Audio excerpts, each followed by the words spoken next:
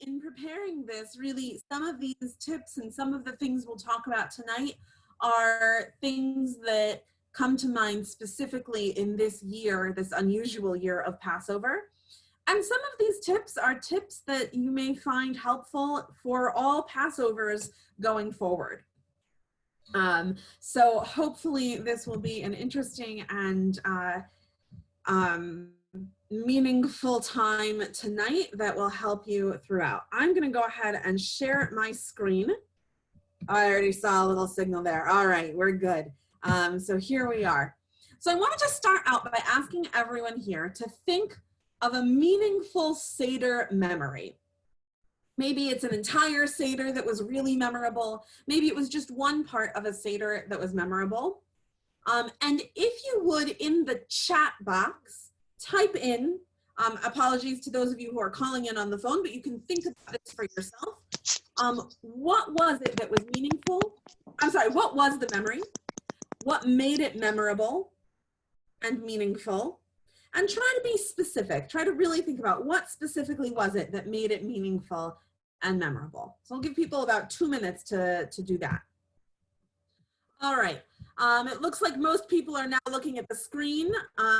So I'm going to go ahead and read some of these out.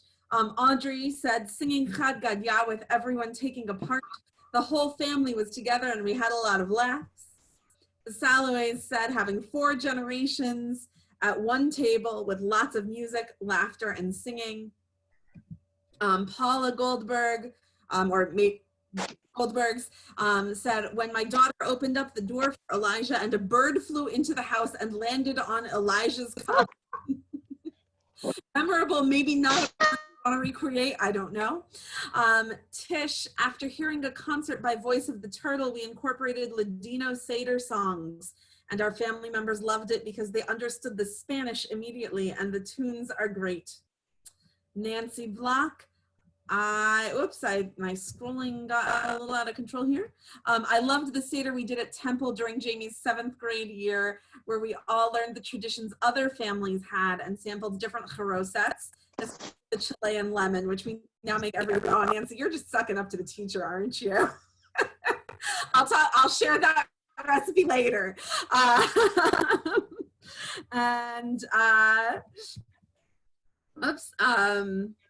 Let's see, we have a few more here.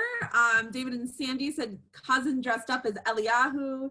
Gabe said just being together with family, with it being people who might live close by or being people who might live far away, just being together and getting to catch up with as many people as possible. Wow, a live bird in your house, yes. And lots of memories of family and other memories that we all hold dear to our hearts. I have been thinking a lot, as I do most years, but particularly this year, about one of my most memorable Seders. Growing up, my family always went to one particular other family friends of ours, the Basses, for Seder. And when they moved away, we were stuck without anywhere to go for Seder. And at the time, we did not feel capable of leading our own Seder. So we kind of floated to different houses, different families that would have us every year. And then eventually we decided one other family who we remain friends with today, that we would try to do our own Seder, just the 2 of our families. And at the time I was a young teenager, and this other family that we were friends with had a 3 or 4-year-old and a newborn. And instead of reading the Haggadah, when we got to the Magid section of the story, one of the grown-ups decided that rather than read through the Haggadah, the older people, not just the grown-ups, me and my sisters, we knew how to tell the story, and we would just tell it to the kids. And it was one of the most meaningful and memorable Seders because it was so genuine and it was so real, even if it wasn't scripted, or maybe because it wasn't scripted and because it wasn't from the Haggadah. It was one of the smallest Seders I've ever been to. It was one of the least formal Seders I've ever been to. And yet it was still one of the most meaningful Seders I've ever been to. So I want to thank everyone for sharing, and I hope that these memories will help frame some of the conversation. And I'm certainly going to come back to aspects that people have shared. As we think about continuing through this, I also want to ask one more question, and this I'll certainly come back to your answers. When it comes to Seder this year, what are you concerned about? Maybe it's something that has to do with the particular circumstances of this year. Maybe it is a part of Seder that you've always struggled to make meaningful. But what are you particularly concerned about? And perhaps what are you particularly hoping we'll touch upon tonight? So go ahead and take a couple minutes, type in your answers into the chat box, and then we'll come back together. All right. Sandy, since you're calling in and don't have the ability to type, I'm going to unmute you for a moment. Did you want to share any of your reflections on either of these two questions? Okay. You don't have to. This is the only way I can give you an opportunity to. No, I understand that. No, that's okay. I not at the moment. Okay. All right. I believe when I mute you, you should still be able to unmute yourself. So if you do want to chime in, since okay, I see you raising your hand, do feel free. And now to people's comments. I see a lot of common themes emerging. How to bring everyone together in a meaningful way using Zoom. This will be the first year, the Goldbergs say, since our daughters were born that they will not be with us. Nancy Block shares, I'm going to miss the people who have passed away this year and the grief my family will feel at not all being together. Abram and Maxine, it will just be the two of us. Babe says having to do it on Zoom, so like a virtual Seder for the first time instead of being together with family or people whom I love. Judy Greenblatt, concerned that our electronic connection will fail or not work well enough. Tish, how to balance the parts which were always meaningful and necessary for my husband with those that are the only parts my daughter will tolerate. Audrey, I'm concerned that it won't be meaningful for the people with me. David and Sandy, how to make the story of the Haggadah come alive and feel relevant. This year, we're using the American Jewish World Service Global Justice Haggadah in an effort to make the Seder come alive. And Rabbi Fell shares doing it right. And I believe that's everyone. Just so you all know, if you message me privately, I'm going to assume you don't want me to share your comment with the group. If you message everyone, I will feel that that's permission to read your comment aloud since everyone can see your comment. So if I skipped your comment, it's because you messaged me privately. And if you can't figure out how to change that, send me a message in the chat box and then I'll know to read yours aloud anyways. So a lot of concerns over technology. I will try to come to that at the end, and if I don't, please remind me.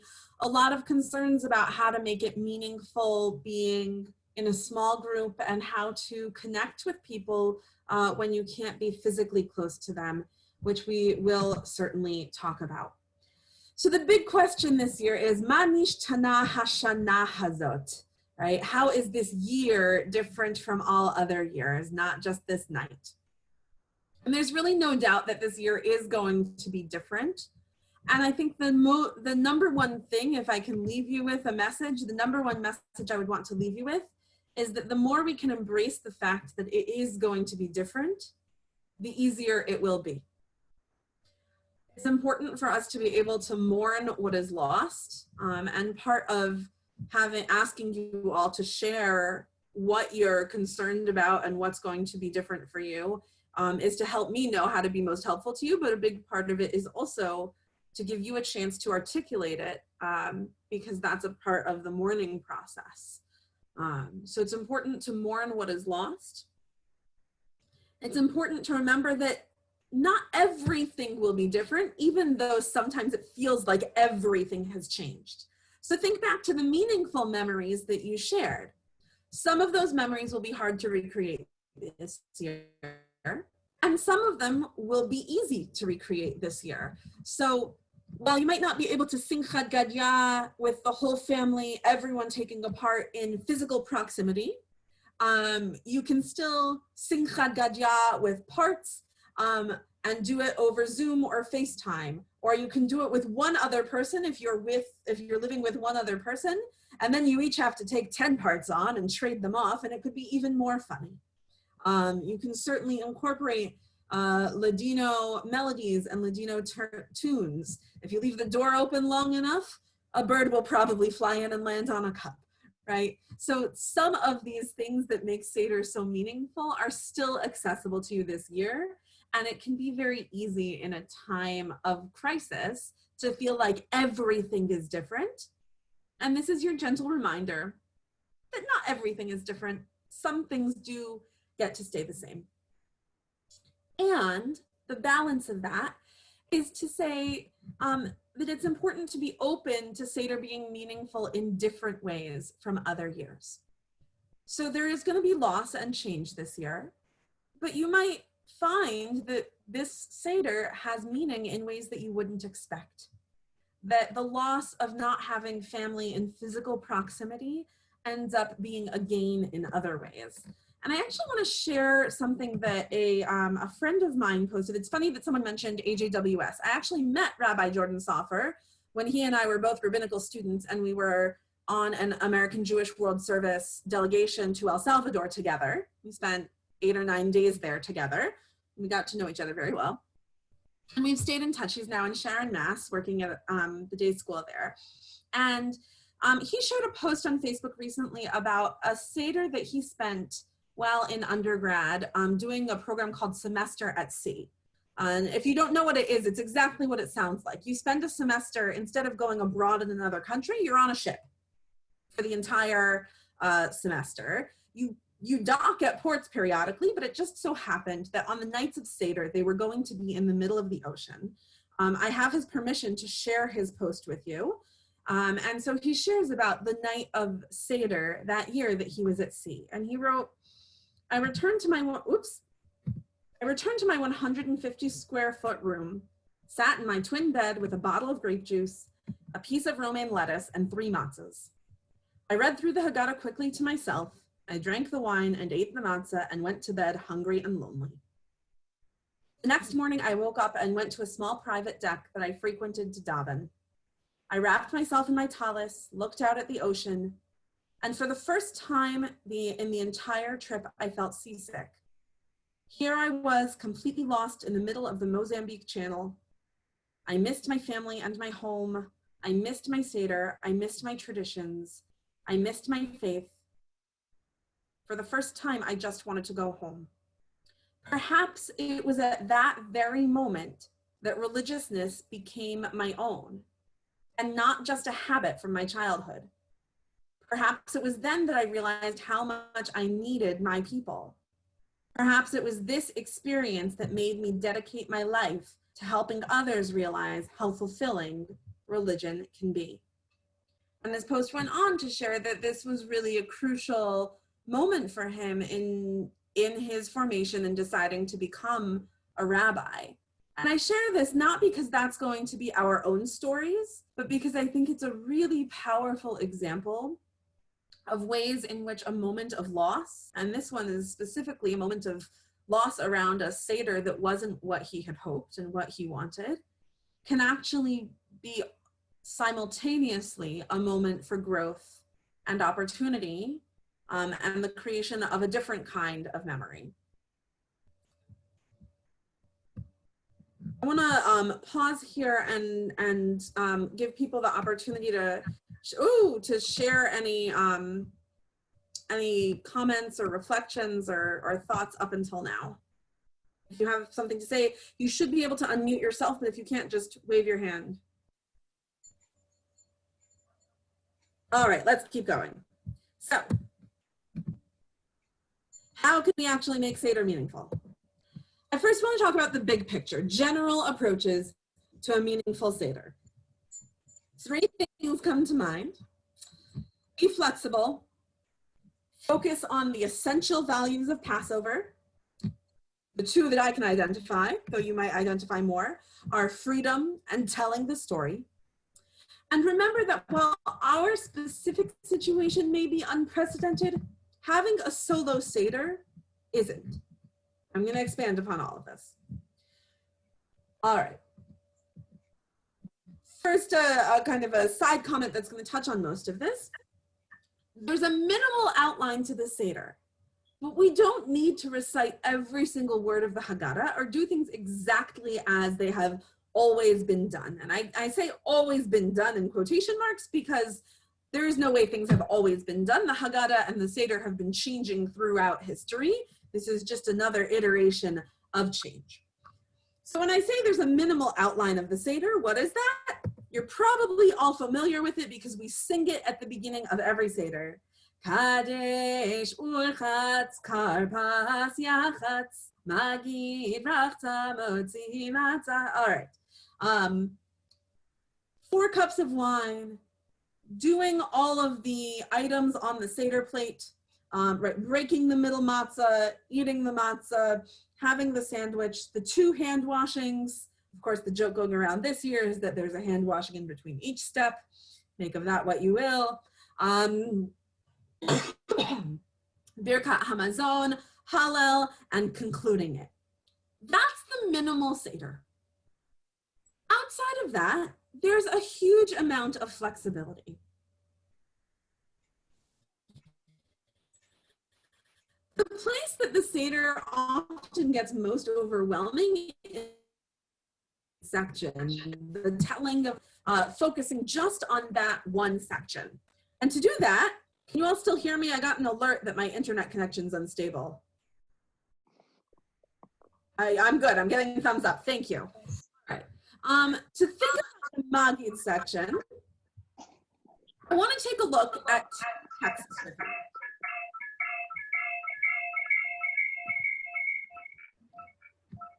All right. Is there, if you have, I'm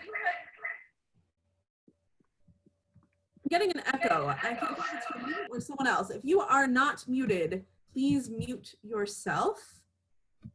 All right, that seems better. Okay. So the Mishnah, so the question I want to ask you, it's at the top of the slide. How did the rabbis originally envision the Magid section of the Seder, right? Magid is the storytelling section of the Seder. Here's what the Mishnah, one of the earliest layers of text we have about the Passover Seder, says about the Magid section. They pour for him the 2nd cup of wine, and here the son asks his father. However, if the son does not have knowledge, his father teaches him. How is this night different from all other nights? And then they go through the 4 questions. I took them out for interests of time and fitting it on one slide. According to the son's knowledge or intellectual capacity, his father teaches him. He begins with degradation and concludes with praise, and he interprets from, "My father was a wandering Aramean," until he completes the entire section. Rabban Gamliel said, anyone who does not say these 3 things on Passover has not fulfilled his obligation, and these are them: the Passover sacrifice, matzah, and bitter herbs. Passover, Pesach, because the omnipresent passed over, Pasach, the houses of our ancestors in Egypt. Matzah, because our ancestors were redeemed from Egypt. Bitter herbs, maror, because the Egyptians embittered, meruru, the lives of our ancestors in Egypt. So let's pause there. And I ask you, how did the rabbis originally envision the Magid section of the Seder? Did they have a Haggadah in their hands? Were they reading a book? Now's your opportunity to unmute yourself and answer some questions. Anyone have any thoughts?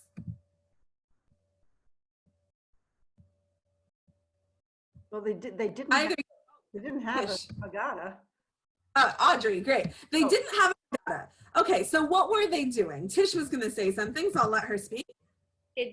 Essentially the same thing. No, that the Haggadah, even in its most core-like and primitive form wasn't actually written down until almost medieval times, really. Shreds, people knew enough in their heads to certainly tell the story, and everything else was an accretion. In fact, I'm a Haggadah collector, and one of my very, very, very favorite Haggadahs in my entire collection of almost 60 of them is what's called the polychrome Haggadah, which actually color codes every single piece of the text as to when it actually entered and was codified as part of at least the Ashkenazi Haggadah. Excellent. So thank you to our resident Haggadah collector and librarian. Right, they didn't have a Haggadah.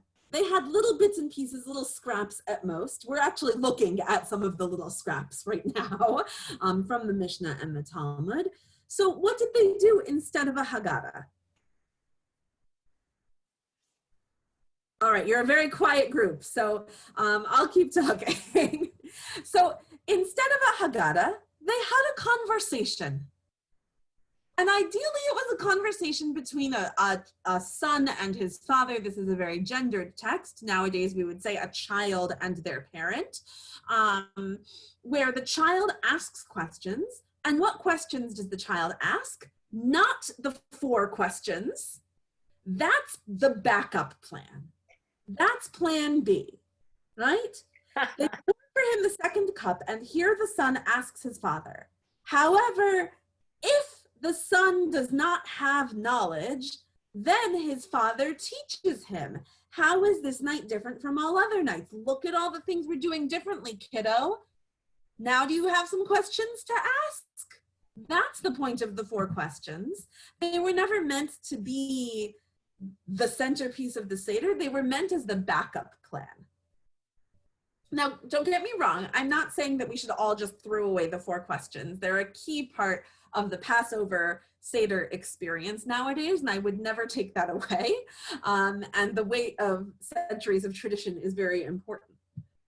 But I think there's a kernel here that's really important and really valuable, which is that the most meaningful way of telling the story is not to read from a script. The most meaningful way of telling the story is to ask questions and to have a conversation.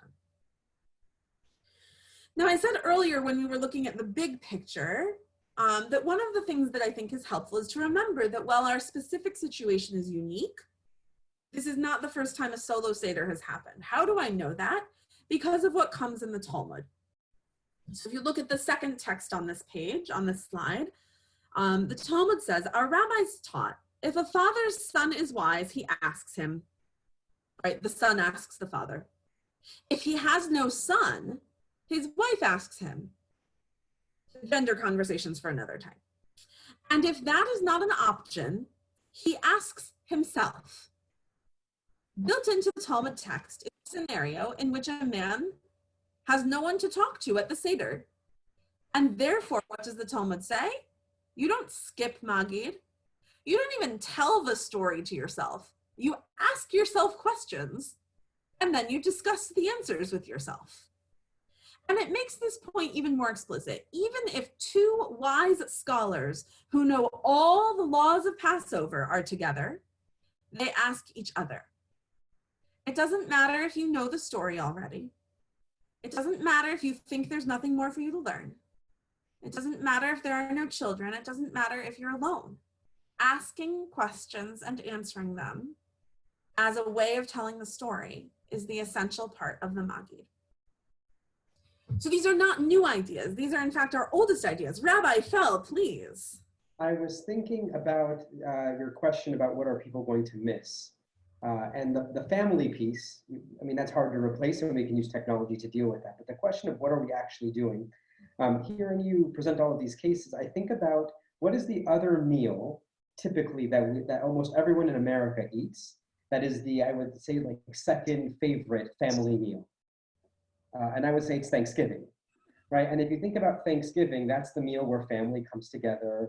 It's the meal where people have certain foods they love to eat. There's lots of, every family connects on that holiday. But by and large, you don't have as much ritual, right? And many of us maybe go around the room and say our something we're thankful for or something along those lines. But I think I was comparing and contrasting those two experiences. And I don't mean to take the jelly out of your donut, right? But it's almost like the main goal of the evening is just not to have a meal, but to have a meal where we actually talk about something of substance. That's like the litmus test, right? Or were you able to have a meal where you actually don't just talk about the food, right? But you actually talk about something that's deep and meaningful.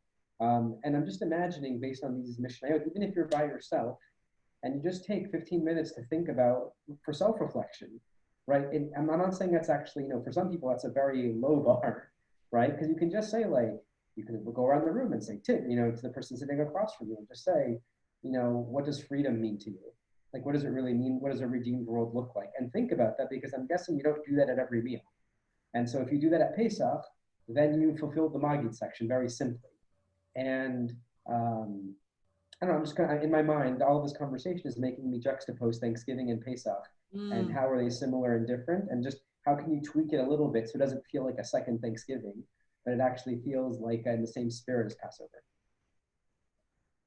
Great. It's really, I've never thought about juxtaposing the two, but it's a really interesting, I'm sure those are the two major holidays in my family. I'm thinking about my parents and sisters. And yeah, you hit the nail on the head. You got it exactly right. Right. And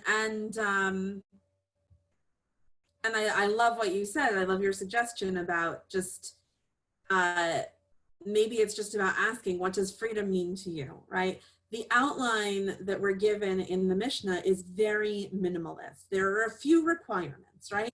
We're told the order or the direction in which to tell the story. We tell it from degradation to praise, right? What does that mean? That you don't start from, well, we're free now, but we used to be slaves and we used to have a terrible life. We don't do it that way. We start with the bad stuff and we end with the good. That's really important to the rabbis of the Mishnah. I think they had a good point in that, right? You want to end on a high note. There's a biblical passage, a few verses, you'll find it in every Haggadah, that starts with the words, my father was a wandering Aramean. That's really important to them too. Most Haggadot have a series of midrashim, a series of traditional interpretations on those verses. The verses themselves, though, are very short, and I actually see Paula Goldberg, or the Goldbergs, wrote, it was brief, right? Yeah, it was probably brief, or it might have been brief, could have been brief. Any interpretation of those verses should count according to the Mishnah. And Rabban Gamliel is very clear to say, don't forget to mention the 3 key items on your Seder plate, right? So those are the only requirements, so to speak. Otherwise, if what a meaningful Magid is saying, we used to be slaves and that was awful, now we're free, what does freedom mean to you? That's a meaningful Magid. And that meets all the requirements. And then make sure you say Pesach Matzah Maror, right? That meets all the requirements laid out in the earliest layers of a Seder that we have. Any other questions or comments on this? All right, we're gonna move on. Okay. So back to general approaches of them to a meaningful Seder.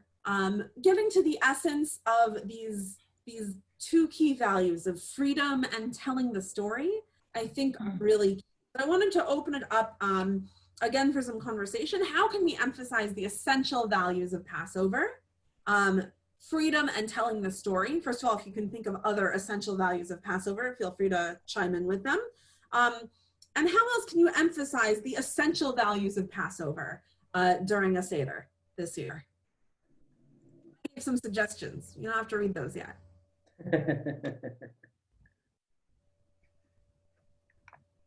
No one? You know what I'm thinking, Rabbi Zarin, about as you go talking about this, it reminds me of a joke where after services, the congregant says to the rabbi, can you give me like a 1-minute synopsis of your sermon? And the rabbi provides it.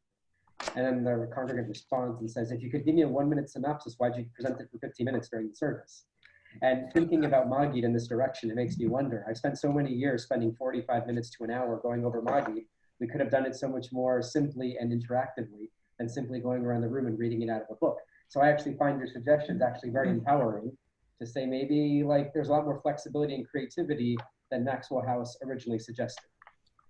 Great. And sometimes that results in a shorter Seder. Also true, yes. One of the other most meaningful Seders I ever went to was very off script, and we walked home at 3:30 in the morning. Ooh, no, that's not. We had a lot of conversation. To be fair, that was when I was in rabbinical school, and it was with all my yeshiva and rabbinical student friends, and we were really into it. No, I'm not suggesting that necessarily as the model for you, but going off script can make it shorter or longer depending on who you are. Nancy, you were going to share. Yeah, so I really like the idea of like maybe wearing something comfortable and maybe we read it in the living room and sit, because I mean normally there's a lot of people and we're at a dining room table, everyone dresses nice, it's a holiday, but where it's just going to be the four of us, then maybe I let the boys wear sweat clothes, which I'm sure will make them very happy, and maybe the four of us sit in the living room and kind of lounge comfortably and then go in the dining room to eat when we get to the eating portion. That's a really nice idea. Wonderful. Deborah. Oh, give me one sec. Trying to get there. Hold on. Sorry. Oh, hi. Can you hear me? No, we can. Yes, we can hear you. Oh, not now. We can't hear you now. How about now? Yes. Okay. So I was thinking that I feel like it's funny to rate a Seder, but I want to say one of the best Seders that I ever attended, okay, was a family Seder where, we thought we needed to like somehow like freshen it up. So what we did when we got to the story was start at one point in the room, and what we said was everybody can tell a piece of the story, just what they remember from the story. And we went around the room and then we talked about people talked about what was significant to them or what was meaningful to them in the story. And it was, lovely and interesting. Fabulous. Anyone else want to share?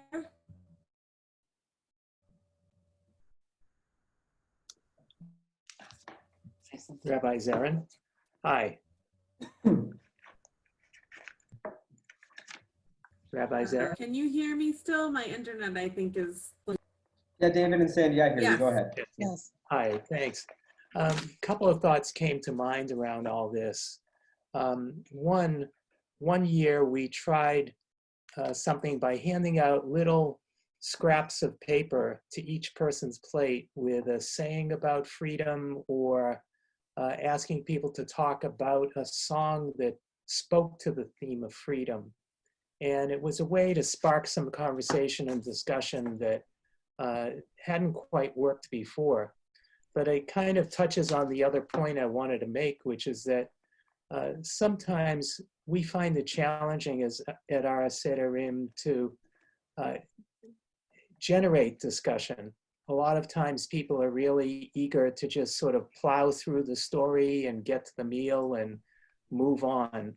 And we have people with different tolerance levels, I would say, for either engaging in dialogue or just sort of going full speed ahead. So it's always I find a challenge to find the sweet spot between the people who really would like to dive deeper into the meeting and people who probably are getting a little impatient or restless. All right, so I'm gonna go a little out of order for my presentation, and I'm gonna share one tip that is gonna change your life. We're moving away from the big picture and going to the very practical. After very early on in the Seder, let's see, if we go backwards here. Okay, we do the beginning of the Seder, you do candle lighting if you do that as part of the Seder. You do the first blessing over the first cup of wine, you wash your hands, and you get to karpas. That can happen in about 5 minutes. After karpas, you can eat any fruits and vegetables to your heart's content. And we're talking about what the rabbis considered fruits and vegetables. So this also includes nuts, and this also includes dips with the fruits and vegetables. So at our Seders, ever since I've discovered this, once we get to Karpas, we have a full crudité platter with different dips out, a dried fruit and nut platter, and people snack throughout the rest of the Seder. If people don't want to chat because they want to get to the meal, putting out these kinds of appetizers 5 minutes into the Seder completely changes that dynamic, and has made a huge difference. I see Judy raising her hand. I tried to unmute you. I think you've muted yourself. We've done that for the last couple of years, and it makes a huge difference. The other thing that makes a huge difference is giving the kids prizes when they ask a good question. Yes, excellent. And these, by the way, are both things that the Talmud talks about. The Talmud talks about having a kind of constant stream of appetizers up until the meal. You're not supposed to have anything that was considered dinner food. So no matzah, no cakes, I mean cakes for Passover, nothing meat, nothing like that. But vegetables, fruit, nuts are all fine. The Talmud also talks about giving kids nuts and candy and toys throughout this Seder. I don't remember if it's the Talmud or if it's a commentary that talks about every time someone asks a question, giving them a reward. Makes a huge difference, a bigger difference than you might think. The other thing that I would say is that yes, Seder means order, and there is an order to things.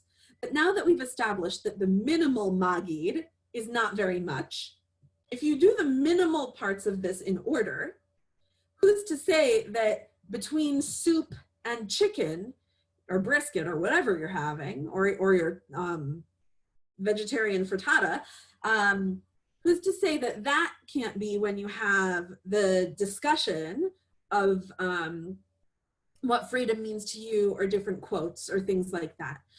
So try to feel a little looser when it comes to the order of things. Like I said, as long as you've done the minimal aspects of each step in the right order, because order is important on Seder, but we don't have to get too bogged down into it. So hopefully that will help everyone's Seder. All right, I see Deborah raising her hand. Give me a minute, Deborah. Go ahead, Deborah. Okay. Hi. Okay. So I was thinking that a few times I attended a Seder that was run by the director of a shul, and as I can't remember at what point in the Seder that she did this, but she would she had prepared in advance what she called Jeopardy. Okay, and she divided the table up into teams, and she had questions, and all related to the Seder and to the story and to Passover practices, and yeah, so, and it got very lively. So, as what I remember was that was like the best part of the Seder, you know. So I think everybody forgot about the food, but she did also always put out appetizers right at the beginning, which really helped too. Awesome. Right, and games like that are great. And as people are thinking about technology this year, I have no personal experience with it, but I have heard that Kahoots is a digital platform that you can make your own trivia games with. I know nothing more about it, but you can look it up or ask someone who does. Audrey, were you? No, Nisi, go ahead.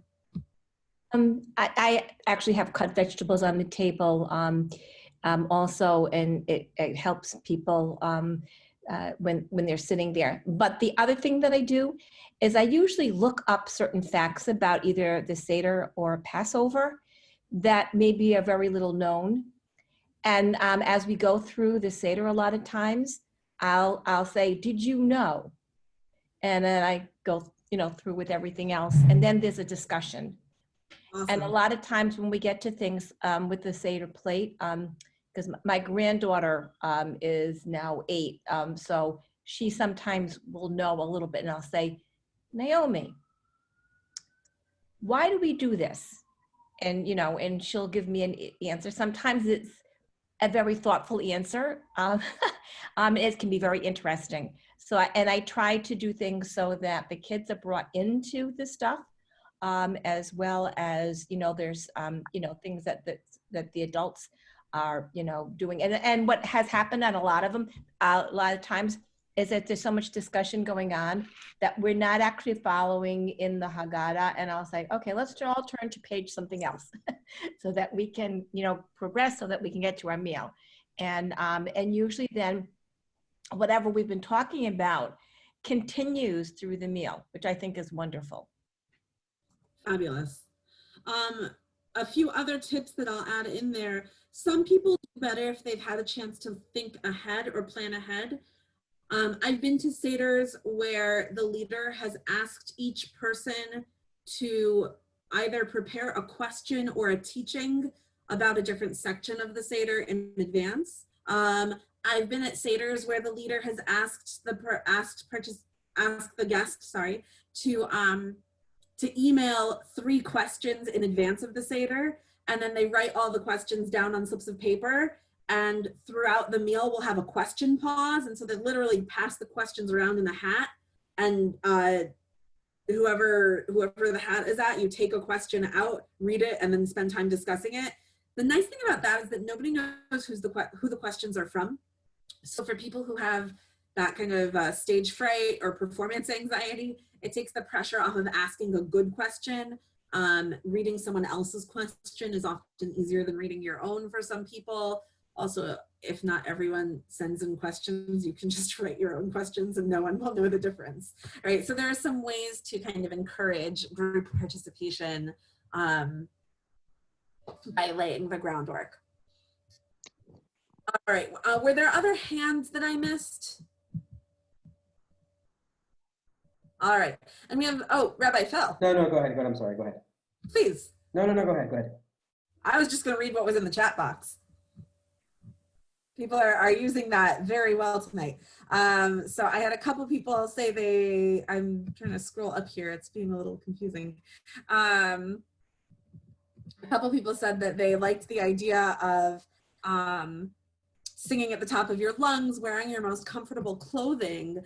I think one of the opportunities that this year presents is a different type of freedom at the Seder. The Seder is always about freedom. That's why we have the tradition to lean at least when you're drinking wine. It's why we have most of what the Haggadah is. But there is a certain constraint of having guests, even when the guests are your family and your closest friends. There's a certain amount of freedom about having a Seder by yourself or with only 1 or 2 or 3 other people that you can say, wear your most comfortable clothing. And I would encourage you to frame it, if you're talking to other members of your family who aren't on this call tonight, to frame it for them and say, celebrate your freedom by wearing your most comfortable clothing because you have that choice and that freedom, right? Not to say like, we're not taking this seriously this year, no one's coming, so just wear pajamas. No, claim your freedom to wear whatever you want. Claim your freedom to sing however loudly you want, no matter how off key you are. Claim your freedom to lay down on your couch while you read the Haggadah, because frankly, that's what the rabbis did at the time of the Talmud anyway, right? Use this opportunity of having a small, intimate Seder to really claim that freedom and not have constraints on you, and to do what's meaningful for you. I know that some of you are still struggling with balancing different people's needs and interests. For others, maybe in past years and future years, you have to wrestle with, well, these people want to just get right to the meal and these people don't want to discuss. Well, maybe this is the year that you get to do it the way that you want to do it without worrying about how other people want to do it. And as I said at the beginning, there are things that we lose and that we have to mourn, and there are things that we gain from the way Passover is going to be this year. Audrey, can I, oh, no, I'm sorry, I shouldn't have said that. Can I share that? Is that okay? Go ahead. I typed it wrong. Okay. Go ahead and, You want me to share it? Go for it. Oh, well, I actually was speaking to the local Chabad rabbi in Barrington today, and he pointed out that this is not the first time that Jews have been in quarantine for Passover. The very first Passover, all Jews had to be inside their homes for their safety. I thought that was a good one. I'm also thinking, I think somebody mentioned at some point, if we keep trying to pivot about what can this year allow us to do that we haven't been able to do in previous years, I'm imagining for families that are going to have a Zoom Seder, that means for the first time ever, everyone's homes can be part of the Seder. And so I'm wondering if part of the Seder can be, okay, one family member's in all their respective places, if you want to ask them to have their own Seder plate, or to bring some of their Judaica present, or to them to be mindful of being in their own homes, and sort of how can you leverage the fact that everybody's in their own home in a way that you can't, in a way that you can never do, right? If you're doing it with a laptop, do you want to say, all right, for Karpas, we're going to be in the kitchen, and for Kiddush, we're going to be in Rachel's room, and then for this one, we're going to be in this room or on the patio or this and that. We're going to ask people to go into their homes and find a piece of Judaica and share it as part of the Seder. Right? That's something that you can never do, but because this year everyone happens to be in their own places, you have accessibility to props that you can never really use during the rest of these experiences together. And I'm just imagining for my family, if we were to do Seder with my family or have a meal with them, like I can see the Kiddush cup that I grew up with that I never get to see anymore because we have Seder here in my house. Or maybe they can use the challah cover or a matzah cover that I grew up with. I can still picture it. It's like clear plastic and it says matzah on it, but I never get to see that because we do Seder in Providence. And so I'm wondering how you can leverage the fact that you have multiple sets, so to speak, for this year's Seder. Can you ask people to look out their windows and sort of look, what does the panorama look like, or the vantage point from their homes? Something to think about. Thank you. All right, so let's keep moving and get to some more practical tips. We already covered a few of them. Keep pressing buttons, I don't mean to. All right, the first big tip is prepare. And this is especially for people who've never never led a Seder before, but really it's for all of us. Preparing, what do I mean by that? Prepare your Seder. What are you going to do? What do you want to include or not include? Once you decide what Haggadah to use, consider making an outline, right? What pages are you going to do? If there are extra readings, what are you going to include? What discussion do you want to have? Things like that. Prepare your food with adjusted expectations, right? A Seder meal should feel festive, but that doesn't mean it needs to be 5 courses, especially if there's only 1 or 2 of you. Maybe a really good pot of matzo ball soup is all you need. Or maybe for you, having a full menu is what you need to have a meaningful Passover, right? Only you can make that choice. But I can tell you that, not for Passover, but for Rosh Hashanah, ever since Sam and I decided that we were only having matzo ball soup for Rosh Hashanah lunch, my life got infinitely better. So the rabbi is laughing. I wonder why. So adjust your expectations, but prepare in advance. Prepare before Passover. So use those opportunities to connect with family and loved ones as well. Whether or not you're going to have an opportunity to do a Zoom or Skype or FaceTime Seder, use those digital points of connection to connect with family. You can cook via FaceTime. If you're used to cooking, especially if you're used to cooking with your family members, suggest that next Tuesday, we're going to get on FaceTime at 2 p.m. We're going to make matzah crunch and make sure you have these ingredients, and I'll see you in your kitchen and you'll see me in mine, right? Ideal? No. An opportunity to see your child in their own kitchen space and connect in that way? Yeah. You can have a pre-holiday group call with the rest of your family. I've seen suggestions for offering blessings before Passover. maybe that's an opportunity also to share a quick, what does freedom mean to you, or what do you want to be free from this year? You can, even if you don't want to use technology during the holiday, you can do a Zoom or Skype or FaceTime call for candle lighting just immediately prior to the holiday and connect that way. And then we also have some ways to connect with the temple community. We're asking people to post a picture of your Passover preparations. That was a tongue twister. Post a picture of your Passover preparations on Facebook on Wednesday next week, whether it's your table all set or another part of your preparations. That way we can connect with each other as a community as well. And the other thing I would say is prepare your expectations. Getting back to what I said at the beginning, this is going to be a different year. Get excited for the things that are exciting, and mourn what you're going to be missing this year.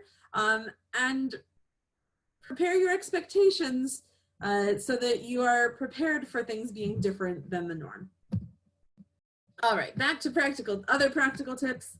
Prepare, in thinking about the Seder, be mindful of pacing, right? You do want to have the freedom and flexibility to go through the Seder at a pace that you choose, but have in mind in advance, about what time do you want to get to dinner? About what time do you want to be done for the night?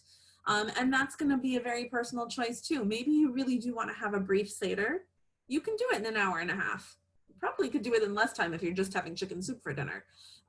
You can also do it in 5 hours, even with just 2 people. So you need to decide what pacing you want. Don't plan out every minute, but give yourself benchmarks, right? Maybe 3 or 4 points throughout the night. You know, by X time, I want to be starting Magid. By X time, I want to be starting dinner. By X time, I want to be at dinner. And by this time, I want to be done for the night. And try to keep yourself to it roughly, you know, within 10 minutes or so. Move around. This has been another total game changer for my family. On second night of Passover, when we do the Seder just with our family, I can't quite get away with this doing it at the communal Seder at the shul. But just with my family, we do the first half of the Seder in our living room, and then we go into the dining room for dinner, and we finish the Seder in the dining room. Part of what makes that nice is that the living room is really comfortable, and it's nice to just sit on the couch and hang out. We set up coffee table with the wine glasses and the Seder plate and the vegetables. But I think that a change of scenery and being able to move around is really helpful. Similarly, I have friends who will go outside for parts of Hallel to get some fresh air in that kind of after dinner section.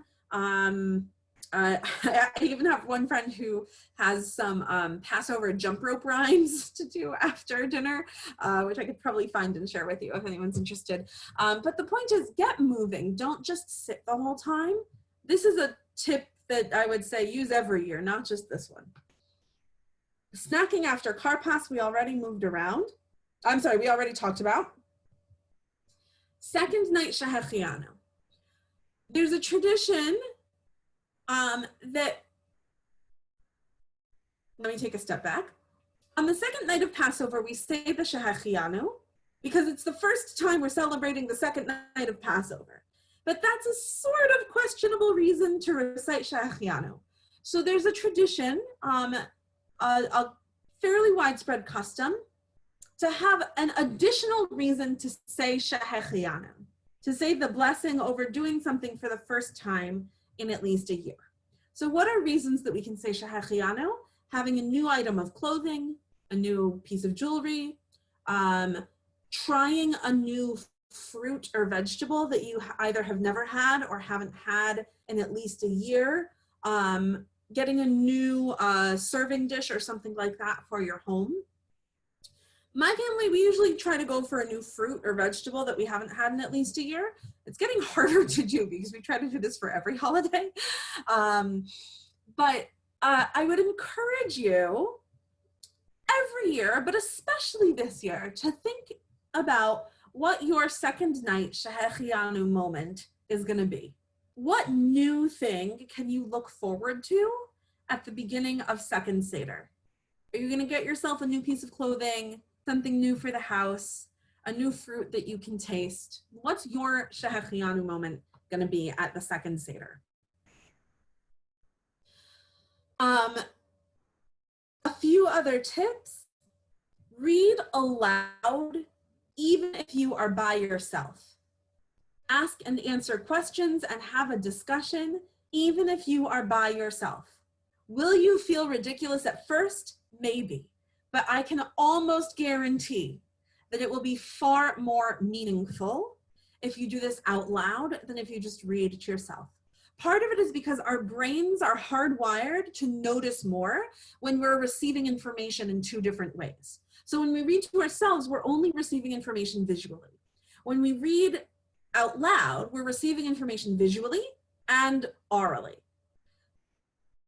Part of it is simply because part of the Seder experience is the buzz, right? The noise that comes out of people talking around a table.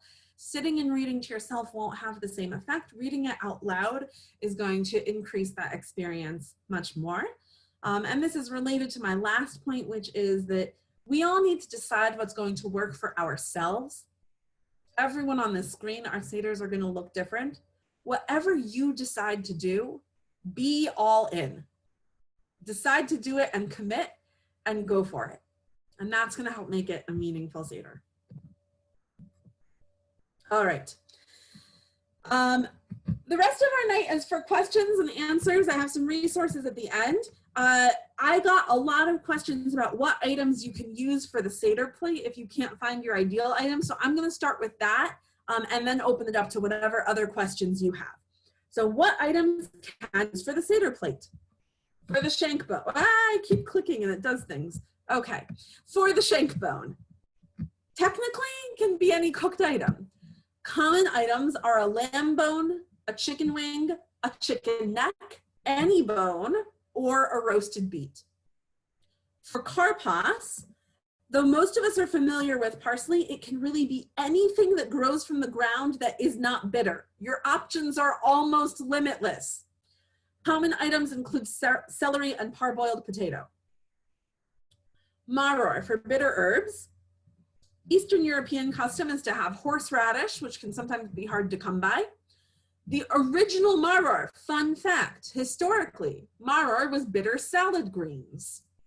And often nowadays you'll have both on the Seder plate, both a piece of lettuce and a piece of horseradish for Ashkenazi Jews. Horseradish never really became a thing for Sephardic.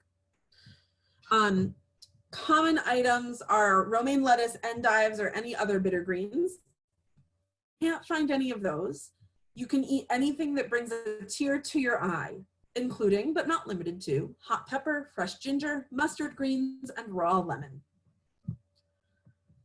An egg, either a boiled or roasted egg. If you can't find that, you can use rice, assuming that you are comfortable with kidney oat. Though actually, you're not eating what's on the Seder plate, so it should be fine either way. Judy, you have much more horseradish than you need. Happy to share. Thank you. Charoset. Ideally, charoset includes apples and has a pasty texture. Other than that, almost anything counts. The whole like apples, nuts, cinnamon, wine is one very specific recipe out of many traditional recipes for charoset. And I did not ask Nancy to do this, but Nancy Block mentioned there are many, many different charoset recipes. So if you can't find the ingredients for your traditional charoset recipe, or even if you can, this may be a fun year to look up charoset recipes from around the world. And I'll be happy to add, my family inherited, not inherited, we got from friends, a recipe for charoset from Chile that is made with lemon zest and lemon juice and almonds, and it's delicious. And apples. It's amazing, so refreshing. I eat it all week. So I'm happy to share that. And there are other really delicious charoset recipes that might be made with ingredients that are easier to come by. Salt water. I've heard you can use vinegar if you can't find salt water, but I'm going to assume that salt water is probably going to be findable. So that should cover items for the Seder plate. And now I open it to questions of any sort about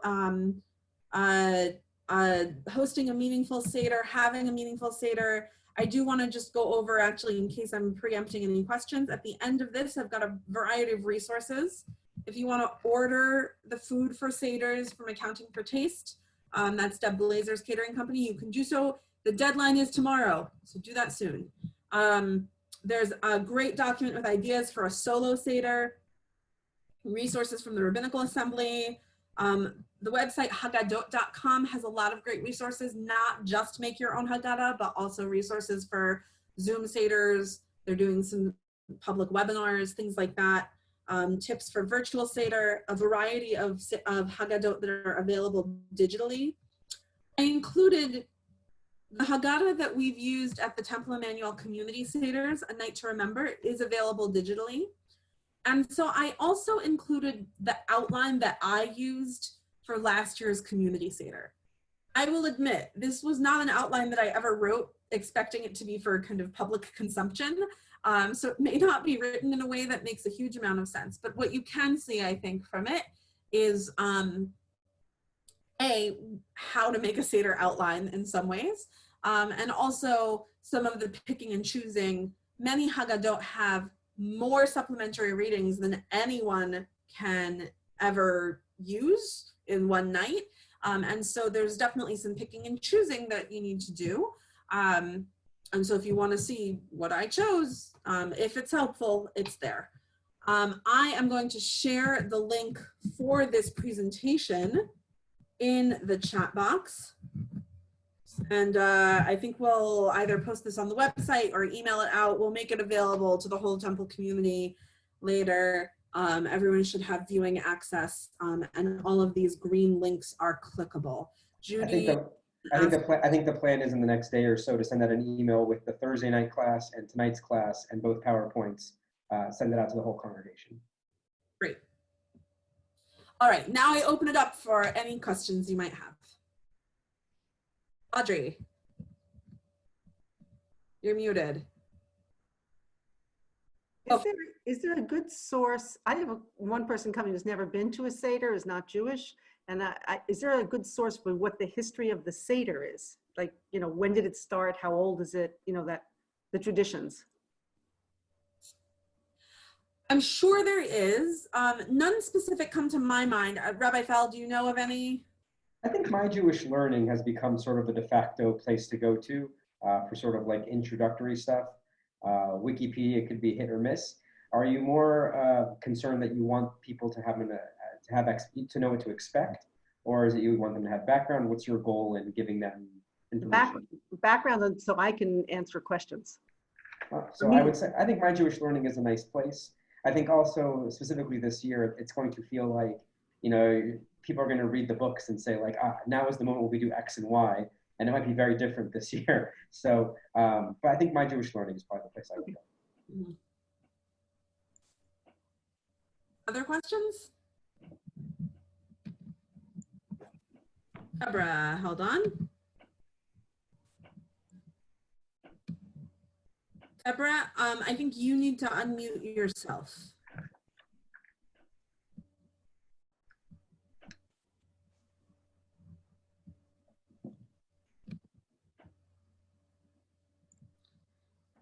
All right, Deborah, I'm happy for you to speak. If you muted yourself, I can't unmute you. So you've got to unmute yourself if you want to talk.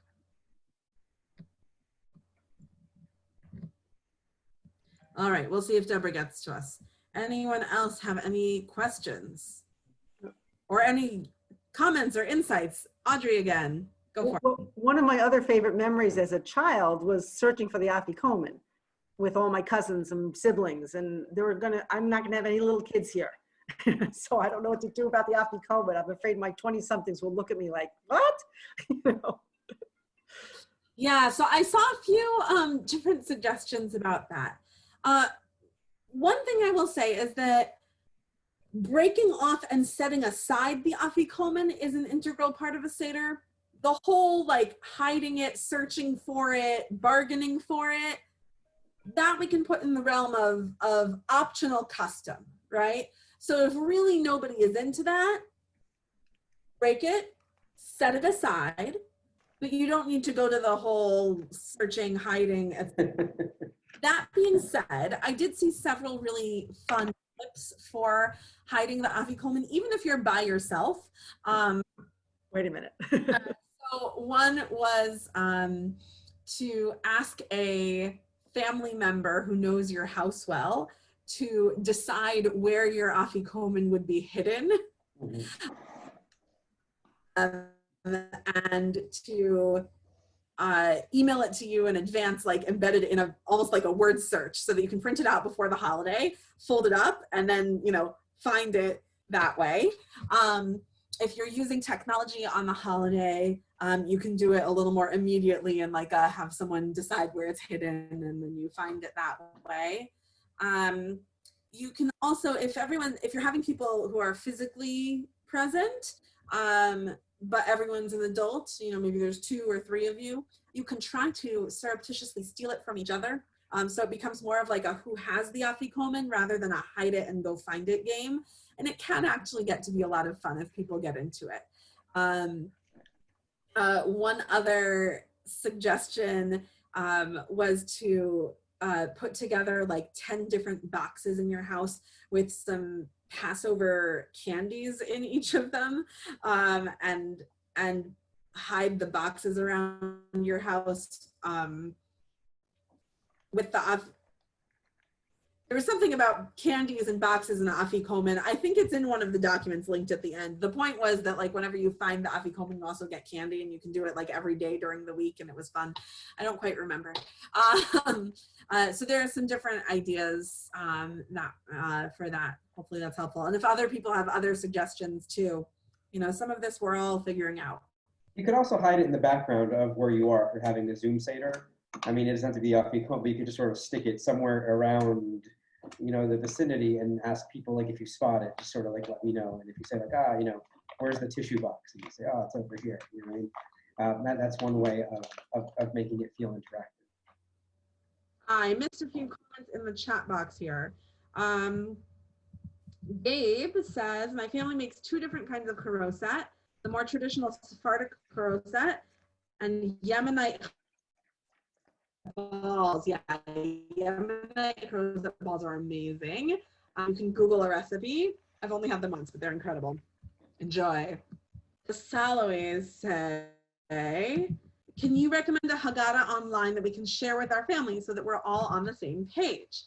Yes, I can recommend several. So the last page of this slide presentation has 5 different Haggadot, or 5 different sites. The 2 that I've used that I really like are the top 2 on the list, A Night to Remember and the Kveler Haggadah. They're both, the Kveler Haggadah was made as a digital Haggadah, so it's kind of made to be printed off at home. A Night to Remember was made as a print edition book, but given the circumstances of this year, the author made it available online for free. And I would say especially because our congregation owns 150 copies of it, because we used it at the community Seders, I feel very comfortable with any Temple Emanu-El member using the digital version this year, since we do own so many copies ourselves. Those are 2 really excellent Haggadot. I'm sure the others are great also. I just don't have personal experience with them.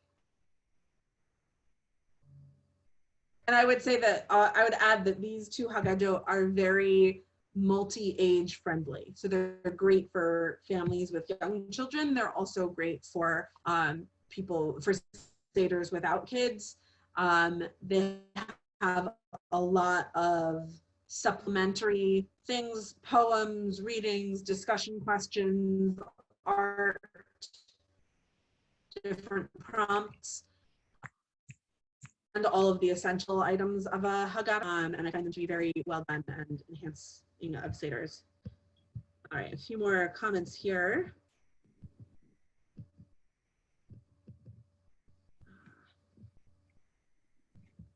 Deborah, go ahead. Okay, can you hear me? Yes. Okay, so I just wanted to mention that I had done some research and I found a number of virtual Zoom Seders for people who are interested. I mean, from Boston to the Hamptons to LA to an international one. I don't know. I mean, I'm happy to share that, but I'm not sure how to do that. Maybe I could coordinate with you regarding that. Sure, that would be great. And if anyone is looking for a virtual Seder to join, I would suggest reaching out to myself or Rabbi Fell directly. I also know of someone, of some going on, and some are appropriate only for certain demographics, or are geared for certain subsets of the community. So I feel like these matches might be best made one-on-one, but it looks like Rabbi Fell has a resource. This is basically something called, it's one table where you can sort of attach yourself to other people's Seders if you want to connect. We can't vouch for who these people are or what the Seder will be like, but that is one resource for connecting with different people. But lots of organizations are doing things, and we can connect you to them. I think we can either send out a link or something along those lines.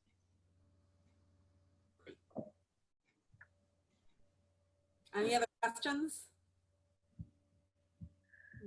I Scroll want back up to the beginning of the chat and see. Rabbi Zarin, I want to compliment you for putting all of this together and sort of let's give Rabbi Zarin a big wave or a round of applause or something along those lines. All you. I have to say, I actually, after hearing all of this, I actually feel even more empowered. And I feel, I hope we can, look, I don't minimize the sense of loss of being together with family and all of that, but I feel like there's so much here that makes me look forward to doing the Seder. I feel like you've made it accessible, you've made it something that, even if we've never led before, it's within the realm of what we can do. It's gonna require a little bit of work, right, in terms of figuring out what are we going to do, but I know for me, and for Shana and for my family, I think there are parts of that we're looking forward to this year for the Seder, of making it memorable and making it feel special and making it feel different.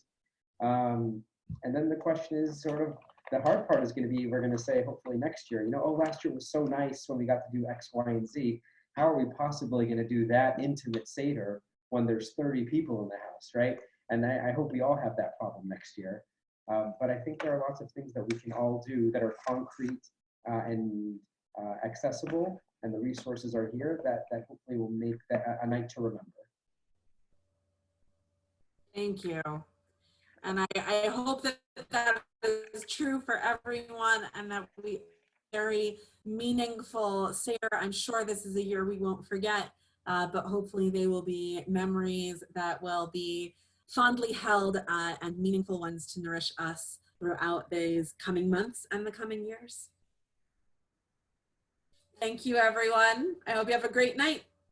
Hope to on TETV soon, tomorrow, 8 a.m., noon, 5:45 p.m., and 7:30. We're here all day. Oh, man. Thank you. Awesome. All right, have a good night, everyone. This is really helpful. Thank you. Bye-bye. My pleasure.